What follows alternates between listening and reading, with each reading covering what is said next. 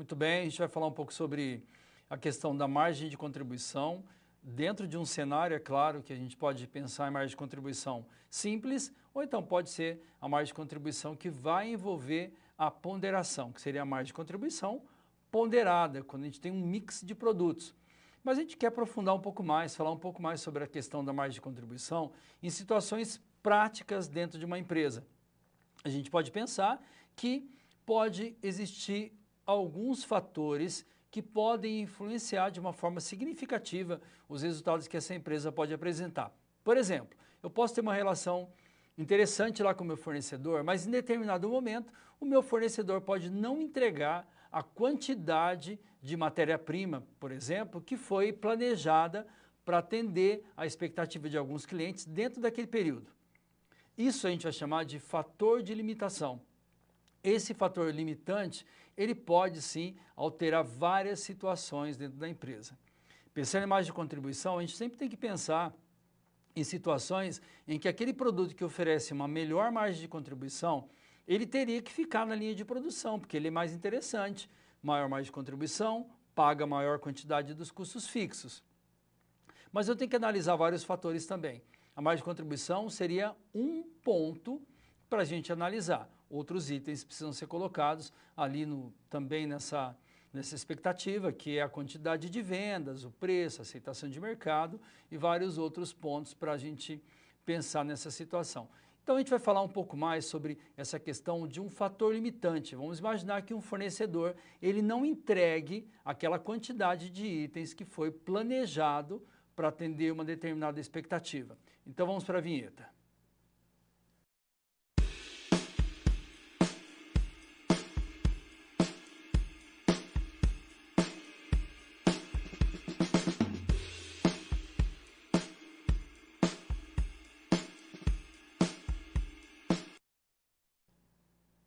Análise da margem de contribuição, agora sobre uma outra perspectiva. Tá? A gente já sabe fazer os cálculos, já sabe encontrar esse valor, sabe que margem de contribuição, vamos utilizar lá o valor da receita, menos a soma dos custos fixos, mais os custos variáveis, que a gente chama de gastos variáveis. Eu chego no valor da margem de contribuição e com esse valor a gente consegue pagar lá os custos fixos que essa empresa tem. Lembrando que depois a gente vai falar sobre um sistema de custeio que utiliza essa informação da margem de contribuição e aí nós vamos entender como uma ferramenta gerencial para essa empresa.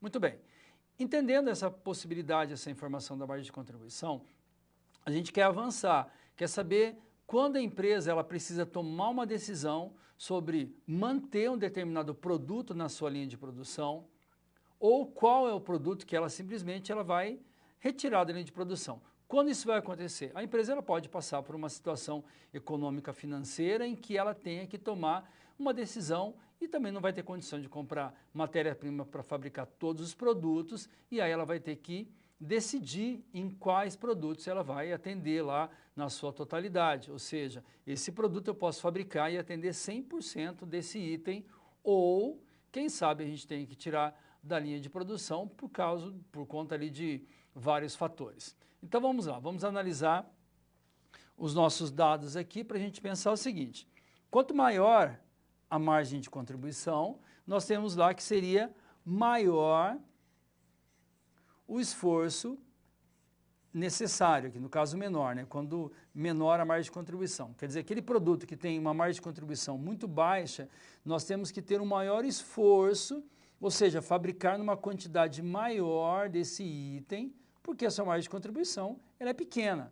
E também, quando esse trabalho acontece, nós temos um maior risco operacional. Como assim maior risco operacional? Porque se a gente vai trabalhar uma quantidade maior, vai ter que fazer muito mais itens, existem lá os riscos de acidente de trabalho, pode ser que eu tenha desperdícios, pode ser que aconteça algum imprevisto. Isso tudo é relacionado a um item que vai ter, um produto ali que vai ter uma margem de contribuição muito baixa, pequena. Continuando, a gente tem também que a gente vai buscar pelo máximo resultado. A empresa, claro, quer ter um resultado interessante, quer ter lucros interessantes também. Aí nós temos a adoção do quê? De mix de produtos para que isso possa ser atingido. Qual a melhor composição para o mix de produtos? quais são os produtos que a gente vai colocar na nossa empresa que ela possa realmente atender os vários itens ali, como, por exemplo, o resultado dessa empresa. Isso vai depender de alguns fatores. Vai depender de mercado. Será que o mercado ele tem uma boa aceitação para esse produto que a gente quer colocar na linha de produção?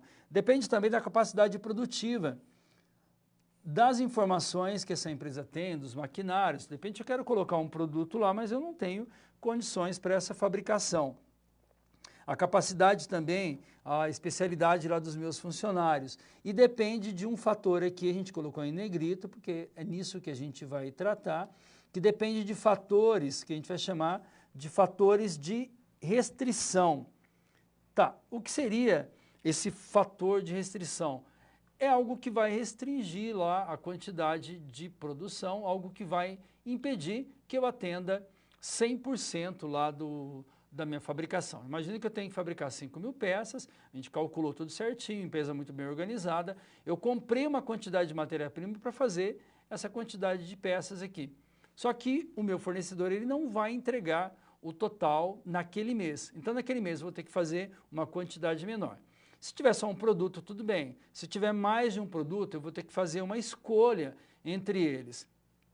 E nós não queremos fazer escolhas aleatórias ou então pelo achômetro. Eu acho que seria interessante a gente fazer o produto A em detrimento do produto B. Não, eu quero mostrar isso através de cálculos. A gente quer gerar relatórios da análise de custos ali para saber realmente qual produto ele tem que ficar na produção e qual produto não vai poder ficar na produção, pelo menos por um determinado tempo, até a gente melhorar a condição, quem sabe no mês que vem, esse fornecedor ele melhore lá as condições e entregue 100% do que foi pedido. Só para a gente finalizar essa parte, é importante conhecer a margem de contribuição pelo fator limitante, que pode proporcionar aqui um nível ótimo de utilização dos recursos. Ou seja, eu quero direcionar os recursos de uma forma adequada para cada produto, ao ponto de fabricar realmente aquele que seja interessante, que vai otimizar aqui meus lucros. Os recursos eles podem ser escassos, no caso, quando esse fator limitante ele acontece. Qual que é o objetivo? O objetivo é a maximização aqui desse resultado. Então, eu defino entre quais itens eu tenho, quais deles eu vou fabricar na sua totalidade e quais deles não. De repente, a gente percebeu que o produto A ele tem uma melhor margem de contribuição, melhor resultado, eu posso fabricar 100% da quantidade destinada a esse item. E o que não tiver, eu posso colocar um pouco menos, posso colocar uns 80% dessa quantidade e assim eu vou analisando. Mas eu quero ter um resultado desses itens, mas de uma forma adequada. Eu quero ter um relatório, para que esse relatório eu possa fazer uma análise, eu vou olhar certinho, vou perceber, olha, realmente esse item aqui, numa escala de prioridade, ele não é prioridade nesse momento.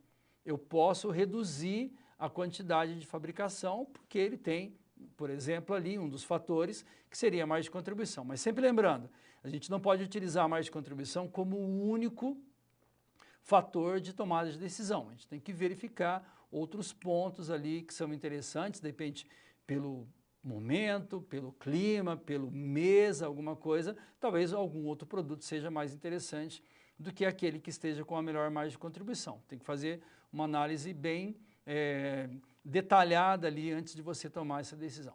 Então vamos para a nossa prática.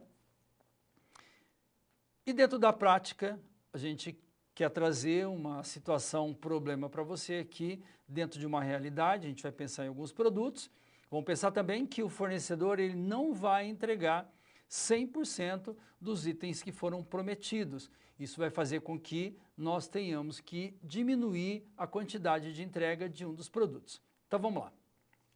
Pensando aqui na nossa situação, nós temos análise de margem de contribuição, considerando fatores de restrição. Fornecedores, eles não vão entregar nesse momento, eles não vão conseguir entregar 798 quilos de mercadorias por mês aqui. Então, determinado mês, eles não vão entregar essa quantidade, 798. A empresa, a partir de agora, ela tem um problema para analisar. Vamos pensar aqui no que ela tem no momento. A empresa ela tem aqui serviço de almoço, coffee break, happy hour, jantar. O preço por pessoa do almoço é R$ 40. O coffee break, R$ 18,00 e o happy hour, R$ 80,00. Então vamos guardar bem esses valores, que são valores que nós vamos utilizar para gerar os nossos relatórios. Custo variável por pessoa, tudo por pessoa aqui. No almoço, R$ 20,50, ou seja, a margem de contribuição por pessoa, tem que fazer subtração aqui. 40 menos 20,50, margem de contribuição 19,50. Coffee break, 18, preço por pessoa, custo variável R$ 3,00, R$ 15,00 o coffee break.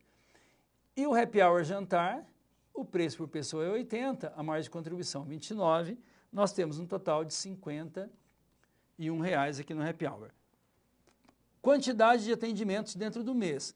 A gente atende 7.200 pessoas no almoço, coffee break 16.000, no happy hour 3.750 pessoas. Consumo de mercadoria por pessoa. Quanto que cada pessoa consome? Lá no almoço, uma pessoa consome 0,4 quilos, ou seja, 400 gramas, coffee break 300 gramas e no happy hour 1,5 kg aqui de consumo no happy hour. Então eu tenho todas as informações apresentadas, tudo certinho, a gente sabe qual é o consumo, qual o custo variável, qual a margem de contribuição. Só que nesse momento a gente tem um cenário que a gente atende ali, a gente até sabe a quantidade de consumos de quilos de cada uma dessas pessoas. Porém, o fornecedor ele não vai entregar 100% do que foi prometido.